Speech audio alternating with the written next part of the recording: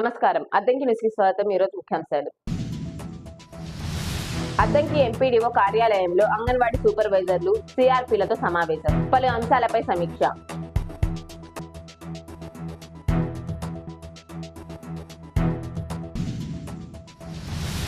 Addanki NSP కాలనీలోని అన్నా క్యాంటీన్ను తనిఖీ చేసిన మున్సిపల్ కమిషనర్ రవీంద్ర.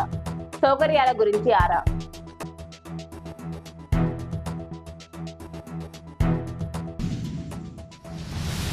అద్దంకి విద్యుత్ శాఖ సబ్ డివిజన్ కార్యాలయ సబ్ ఇంజనీర్ గా నాతాని శ్రీనివాసరావు బాధ్యతల స్వీకరణ.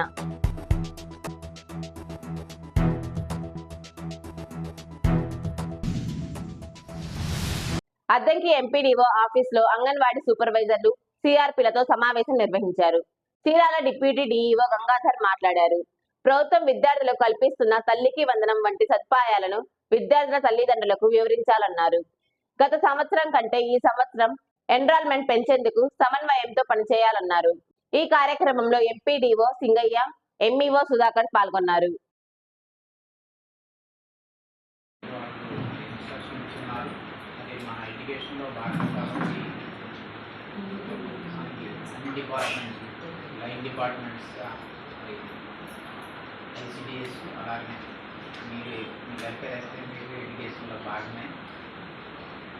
మరి మన సిఆర్పీ పాత ఇన్స్పెక్టర్లు అందరూ కలిసి యాక్చువల్గా మనకి గవర్నమెంట్ వాళ్ళు ఏమంటున్నారంటే మన స్కూల్ ఎడ్యుకేషన్ కమిషన్ గారు మరి తల్లికి వందనం మరి ఇలాంటి ప్రోత్సాహకాలు ఇస్తున్నాం కదా, లాస్ట్ ఇయర్ కన్నా ఈ సంవత్సరం ఎన్రోల్మెంట్ పెరగాలి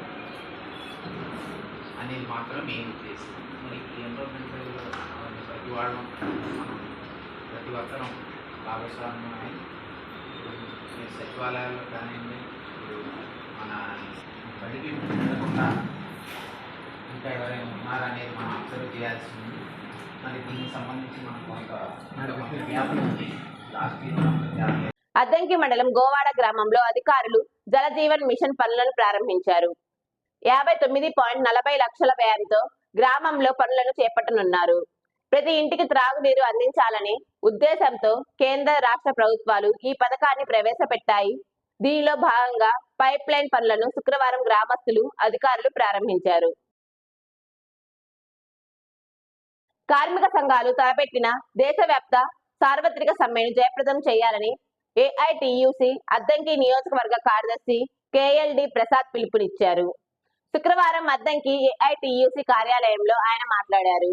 పోరాటాల ద్వారా సాధించుకున్న 44 కార్మిక చట్టాలను ఎన్డీఏ ప్రభుత్వం రద్దు చేసి కార్మికుల హక్కులను భంగం కలిగించే 4 లేబర్ కోడ్లు తీసుకువచ్చిందన్నారు.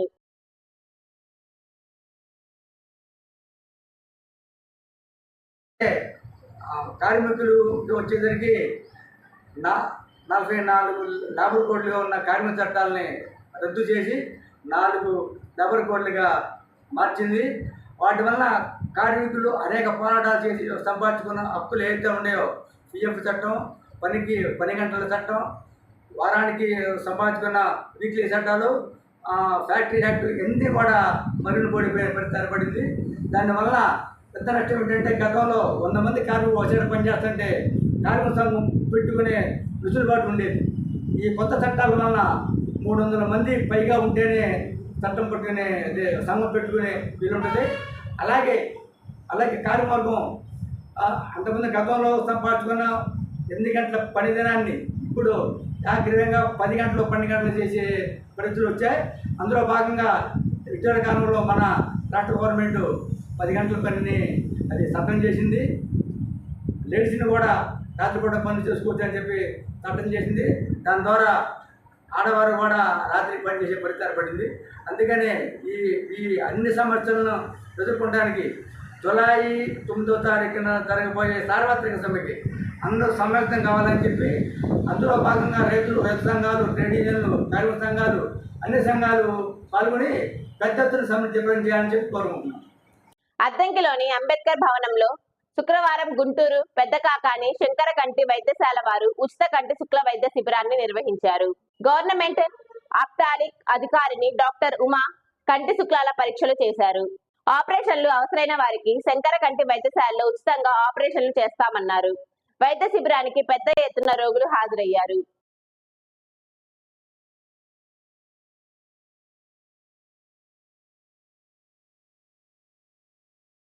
అద్దంకి మున్సిపాలిటీ పరిధిలోని గారుగులపాలెం సచివాలయంలో నిర్వహిస్తున్న ఉచిత కుట్టు మిషన్ శిక్షణ కేంద్రాన్ని మున్సిపల్ మేనేజర్ శ్రీదేవి శుక్రవారం తనిఖీ చేశారు. హాజరు రిజిస్టర్ పరిశీలించారు. ఈ సందర్భంగా మేనేజర్ మాట్లాడారు. కుట్టు మిషన్ శిక్షణ మహిళలకు ఆదాయ వనరుగా ఉపయోగపడుతుందన్నారు. కుట్టు మిషన్ శిక్షణను సద్వినియోగం చేసుకోవాలన్నారు. 75% హాజరు ఉంటేనే కుట్టు మిషన్లు ఉచితంగా ఇస్తామన్నారు.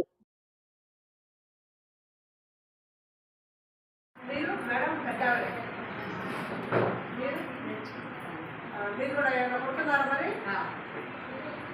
అన్నీ పర్వాలి అమ్మ ఇటువైపు మీరు కూడా అన్నీ ఇంకా చక్కగా మీకు ఏమనిపిస్తుంది ఇట్లా టైలరింగ్ మరి మిస్టేక్గా నేర్పించారు కదా మీరు ఎలా ఫీల్ అవుతున్నారు కదా ఎందుకంటే మహిళలకి చాలా జీవనోపాధి మనము ఇంట్లో చేతులు అదోగా బయటికి వెళ్ళి పొలం పనులు రకరకాల పనులు కాకుండా మన ఇంట్లో పనులు చేసుకొని పిల్లలు చేసుకొని ఫ్యామిలీ చక్కబెట్టుకుంటూ రోజు మనకు కొంత వరకు మీరు ఇంతగానే మనకు ఆదాయం అనేది వస్తుంది. ఇది ఒక పాకెట్ పనిలాగా పిల్లలకి ఏమైనా తీసుకోవాలన్నా ఇది ఒక మంచి అవకాశం.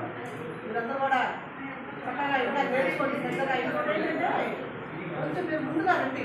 మీకు మార్నింగ్ 9:30 to 12:30 చెప్తుంది మేడం. మీరు కరెక్ట్ టైం కాకుండా కొంచెం ముందుగా లేచి పనులు చేసుకుని వచ్చినట్టయితే ఇంకొంచెం మీరు నేర్చుకోగలరు. ఎందుకంటే నెక్స్ట్ మళ్ళీ సెకండ్ బ్యాచ్ ఉంటుంది కదా, అంటే ఉదయం నుంచి సాయంత్రం వరకు కాదు టైమింగ్ ఉంటుంది. కాబట్టి మీరు లేట్గా రాకుండా ఇన్ టైంలో అందరూ వచ్చి చేసుకుని వెళ్తే బాగుంటుంది నా ఉద్దేశం. ఎందుకంటే మీరు వచ్చే సమయాన్ని వృధా చేయకూడదు, సద్వినియోగపరచుకోవాలి. పరచుకుంటే ఇంకొన్ని నేర్చుకోవచ్చు. మీరు కటింగ్ నువ్వు నేర్చుకున్నావు, ఇంకోటి నువ్వు చక్కగా నేర్చుకున్నావు, ఇంకోటి అడగవచ్చు అమ్మాయి. ఎందుకంటే మీకున్న సమయం కూడా అయిపోవచ్చు. ఎందుకంటే టైలరింగ్లో రకరకాల మోడల్స్ అన్నీ ఉంటాయి కదా. అద్దంకి ఎన్ఎస్పి కాలనీలోని అన్నా క్యాంటీన్ ను మున్సిపల్ కమిషనర్ రవీంద్ర శుక్రవారం తనిఖీ చేశారు. క్యాంటీన్ పరిసరాలను పరిశీలించి క్యాంటీన్ సిబ్బందికి పలు సూచనలు చేశారు. క్యాంటీన్ పరిసరాలను ప్రతిరోజు పరిశుభ్రంగా ఉంచుకోవాలన్నారు. ప్రజలకు వేడిగా ఆహారం అందించాలన్నారు. క్యాంటీన్ లో రోజుకు ఎంతమంది భోజనం చేస్తున్నారన్న వివరాలను అడిగి తెలుసుకున్నారు.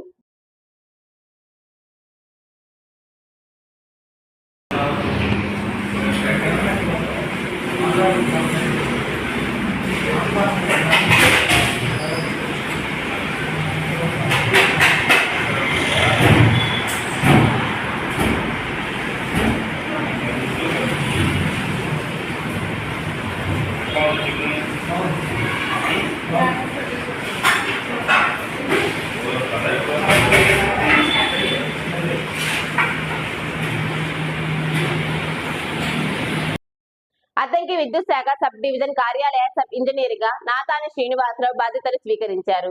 సాధారణ బదిలీలో భాగంగా ఆయన విజయవాడ విద్యుత్ శాఖ కార్యాలయం నుంచి బదిలీపై అద్దంకి వచ్చారు. ఈ మేరకు బదిలీ ఉత్తర్వులను అద్దంకి విద్యుత్ శాఖ ఏడీఈ దామోదరానికి అందజేశారు. శ్రీనివాసరావుకు విద్యుత్ శాఖ కార్యాలయం సిబ్బంది శుభాకాంక్షలు తెలిపారు. అద్దంకి న్యూస్ సమాప్తం. తిరిగి రేపటి న్యూస్ కలుద్దాం. అంతవరకు సెలవు. నమస్కారం.